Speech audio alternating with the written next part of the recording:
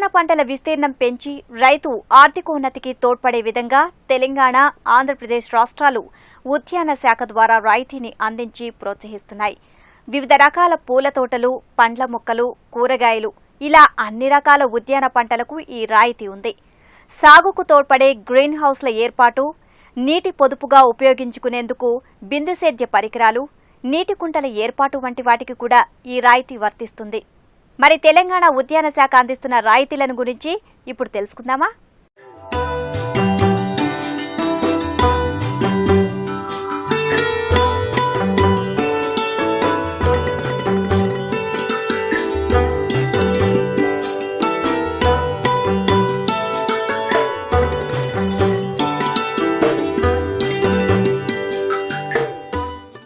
వ్యవసాయంలో ఆధునిక సాంకేతిక సాగు పద్ధతుల్ని ప్రోత్సహిస్తూ పంటల సాగును రైతుకు లాభదాయకంగా మార్చేందుకు ప్రభుత్వాలు నేడు అనేక పథకాల్ని ప్రవేశపెట్టాయి.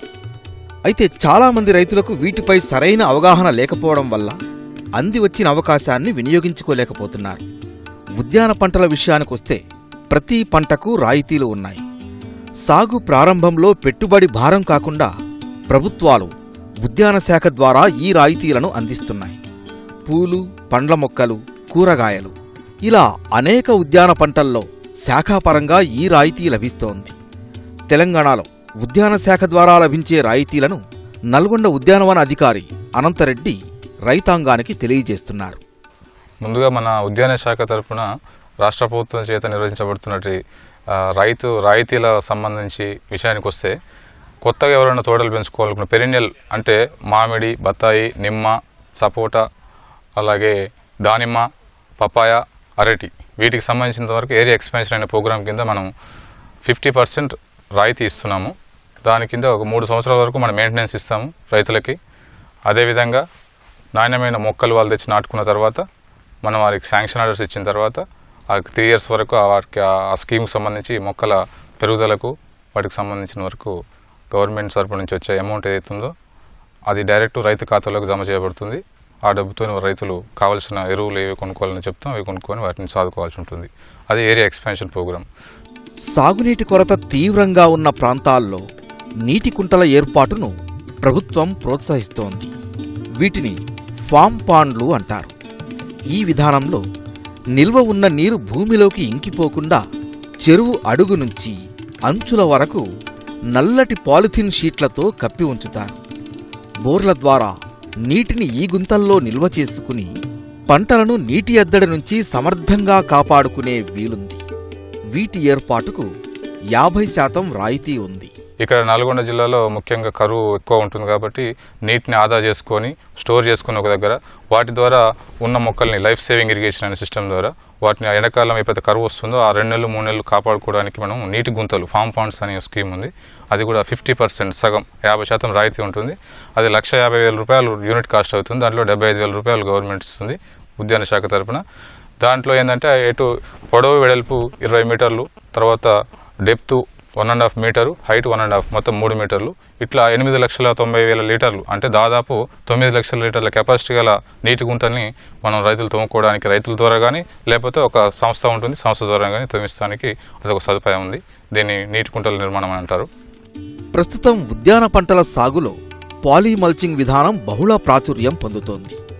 ఎత్తుమడులపై పంట నాటే ఈ పద్ధతిలో నీటిని పొదుపుగా వాడుకునేందుకు, సాగులో కలుపు బెడదను సమర్థంగా అరికట్టేందుకు, అధిక దిగుబడి సాధించేందుకు మల్చింగ్ దోహదపడుతోంది. దీనికి కూడా ప్రభుత్వం రాయితీలను అందించి ప్రోత్సహిస్తోంది. అదేవిధంగా కరువు వచ్చినప్పుడు వాటర్ తక్కువ కాబట్టి ఆ వాటర్ని సేవ్ చేసుకుంటూ పంటను రక్షించుకోవాలంటే దానికి మల్చింగ్ అనే ఒక కొత్త సిస్టమ్ ఉంది. మల్చింగ్ సిస్టమ్ ద్వారా మనం క్రాప్స్ రేజ్ చేసుకొని పండించుకోవడానికి ప్లాస్టిక్ మల్చ్ 30 మైక్రాన్ నుంచి 100 మైక్రాన్ వరకు వారికి ఆ పంటను బట్టి వేసుకున్నట్లయితే దానికి కూడా 50% సబ్సిడీ ఉంది. ఎకరానికి 6,400 రూపాయల వరకు మనకు సబ్సిడీ వస్తుంది. దీని తర్వాత డ్రిప్పు, సూక్ష్మ సేద్యం, బిందు సేద్యం ఏతున్నాయో అవి అంటే మనకు నల్గొండ జిల్లా కరువు జిల్లా కాబట్టి డ్రిప్ చాలామంది రైతులకు ఇప్పుడు అవేర్నెస్ వచ్చింది. వాళ్ళు దానికోసమని గవర్నమెంట్ తరఫున సబ్సిడీ వచ్చేసి ఒకటి SC STలకు అయితే 100% సబ్సిడీ, చిన్న సన్నకారు రైతులకైతే 90% సబ్సిడీ, పెద్ద రైతులకైతే 80% రైతులు 12.5 ఎకరాల వరకు సబ్సిడీ ఇస్తూ జరుగుతుంది. పాదుజాతి కూరగాయల నుంచి నేలపై కంటే పందిర్లపై అధిక దిగుబడి వస్తోంది. నాణ్యమైన ఉత్పత్తితో పాటు దిగుబడి వచ్చే కాలం పెరుగుతోంది. అయితే ఎకరంలో శాశ్వత పందిరిని నిర్మించాలంటే రైతుకు 2 లక్షలకు పైగా ఖర్చవుతోంది. ఈ పెట్టుబడి భారం కాకుండా పందిరి నిర్మాణానికి ఉద్యాన శాఖ రాయితీని అందించి ప్రోత్సహిస్తోంది. అంతేకాకుండా కూరగాయల విత్తనానికి కూడా రాయితీని అందిస్తోంది. అధిక ఉత్పత్తి కలిగిన హైబ్రిడ్ సీడ్ కూడా మనం సబ్సిడీ ఇవ్వడం జరుగుతుంది.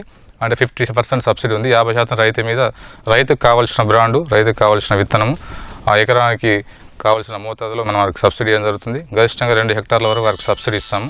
అంటే 6,000 రూపాయల వరకు సబ్సిడీ వస్తుంది. తర్వాత అలాగే పందిర్లపై కూరగాయలు పెంచుకోవడానికి ఎవరికైనా ఆసక్తి ఉన్న రైతులకు కూడా మనం సబ్సిడీ ఇవ్వడం జరుగుతుంది. ఎకరానికి 1,00,000 రూపాయలు సబ్సిడీ అవుతుంది. యూనిట్ కాస్ట్ వచ్చి 2,12,000 నుంచి 2,30,000 వరకు దాని యూనిట్ కాస్ట్ అవుతుంది. దాంట్లో 1,00,000 రూపాయలు మనం రైతు రూపంలో ఇస్తాము. దాని కింద తీగజాతి కూరగాయలు కానీ పందిరి టమాటా కానీ సాగు చేసుకొని అధిక లాభాలు పొందడానికి ఆస్కారం ఉంది. ఇటీవలి కాలంలో రైతుకు అంది వచ్చిన అధునాతన సాంకేతిక పరిజ్ఞానం పాలీహౌస్లలో పంటల సాగు.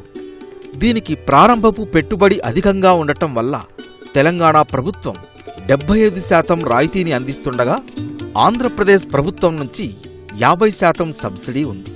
పాలీహౌస్తో పాటు పంట ప్రారంభంలో నిర్వహణ ఖర్చులు భారం కాకుండా దీనిలో కూడా 75% సబ్సిడీని అందిస్తున్నారు. ప్రస్తుతం రాష్ట్ర ప్రభుత్వం చాలా ఇంట్రెస్ట్తో చేస్తున్న ప్రోగ్రామ్ ఇది పాలీ హౌసెస్. ఇది 75% రాయితీ ఉంది. ఒక ఎకరానికి వచ్చేసి 40 లక్షల వరకు దాదాపుగా ఖర్చు అవుతుంది. దాంట్లో 75% రాయితీ, మిగిలింది రైతు భరించాల్సి ఉంటుంది. అంటే 8 లక్షల నుంచి 9 లక్షల వరకు రైతు పెట్టుకుంటే మిగతాదంతా ఉద్యాన శాఖ ద్వారా సబ్సిడీ రూపంలో వస్తుంది. అదేవిధంగా పాలీ హౌసెస్లో మొక్కలు నాటుకోవడానికి మొక్కలకు కూడా ఆ మొక్కల యొక్క ఖర్చులో 75% రాయితీ ఉంటుంది. అది ఒక క్రాప్ను బట్టి చేయాల్సి ఉంటుంది. క్రాప్స్ వచ్చేసి పాలీ హౌసెస్లో ఒకటి కూరగాయలు వచ్చేసి క్యాప్సికమ్, కీరా, అలాగే ఎండాకాలంలో మనకు టమాటా బయట ఓపెన్లో రాదు కాబట్టి పాలీ హౌస్లో చేసుకోవడానికి ఈ టమాటా పండించుకోవచ్చు. అలాగే ఆకుకూరలు కూడా మనం దీంట్లో చేసుకోవడానికి సదుపాయం ఉంటుంది. దీంతోపాటు పూల పంటలు అయినటువంటి జర్బెరా, తర్వాత కార్నేషన్, రోజెస్, మ్యారీగోల్డ్, తర్వాత ఇంకా కమర్షియల్ క్రాప్స్ ఆంతూరియం, ఇవి దీంట్లో చేసుకోవడానికి మనకు పాలీ హౌసెస్లో మంచి ఫెసిలిటీ ఉంటుంది. 70% సబ్సిడీ ఉంది కాబట్టి దీన్ని సద్వినియోగం చేసుకుంటే కమర్షియల్గా ఎవరైనా పండించే రైతులు ఉంటే మాత్రం వాళ్ళకి మంచి అనుకూలమైన వాతావరణం ఇది. ఎస్సీ, ఎస్టీ కానీ, చిన్న సన్నకారు రైతు కానీ, పెద్ద రైతు కానీ అందరికీ సమానమైన రాయితీ ఉంది.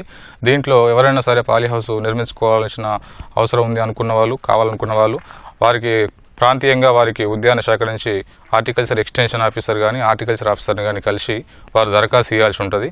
వారికి ఉండాల్సిన అర్హతలు ఏమిటంటే ఫస్ట్ భూమి, నీరు, కరెంటు సదుపాయం ఉండాలి. తర్వాత నీటి నాణ్యత పరీక్ష, భూమి నాణ్యత పరీక్షలు చేయించి ఆ టెస్టులకు సంబంధించిన పత్రాలు మరియు భూమికి సంబంధించిన డాక్యుమెంట్స్, అలాగే బ్యాంకు డాక్యుమెంట్స్, అట్లాగే బ్యాంకు లోన్ తీసుకున్నట్టయితే దానికి సంబంధించిన LOI, తర్వాత వారి యొక్క చిరునామాకు సంబంధించిన డీటెయిల్స్, ఆధార్ కార్డు కానీ మీరు దరఖాస్తు చేసుకొని మాకు ఒక 25 వరకు కంపెనీస్ ఎంపానల్ గవర్నమెంట్ చేత గుర్తింపబడిన కంపెనీలు ఉన్నాయి. అంటే ఈ పాలీ హౌస్ నిర్మించే కంపెనీలు. సో వాళ్ళ లిస్టు కూడా మీకు ఇస్తాం జరుగుతుంది. రైతు వాళ్ళకి సంబంధించిన ప్రాజెక్ట్ వరకు ఆ కంపెనీకి వెళ్ళి తెప్పించుకొని ఇవన్నీ జత చేసి మాకు అట్లాగే ఒక 100 రూపాయల బాండ్ పేపర్ పైన ఒక నోటరీ కూడా సమర్పించి మాకు దరఖాస్తు ఇచ్చినట్లయితే మేము దాన్ని అప్రూవ్ చేసి వారికి ప్రొసీడింగ్ ఆర్డర్ ఇవ్వడం జరుగుతుంది.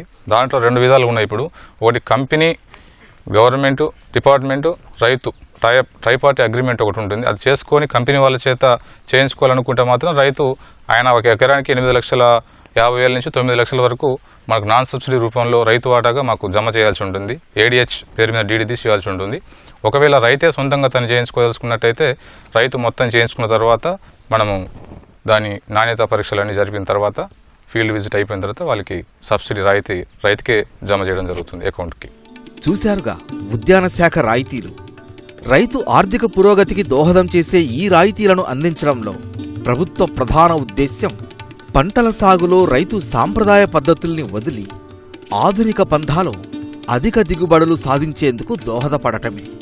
సాగులో సానుకూలతలను గమనించిన రైతు ఆ తర్వాత సబ్సిడీ అందకపోయినా నూతన సాగు విధానాలను తప్పక ఆచరిస్తాడనేది నిర్వివాదాంశం.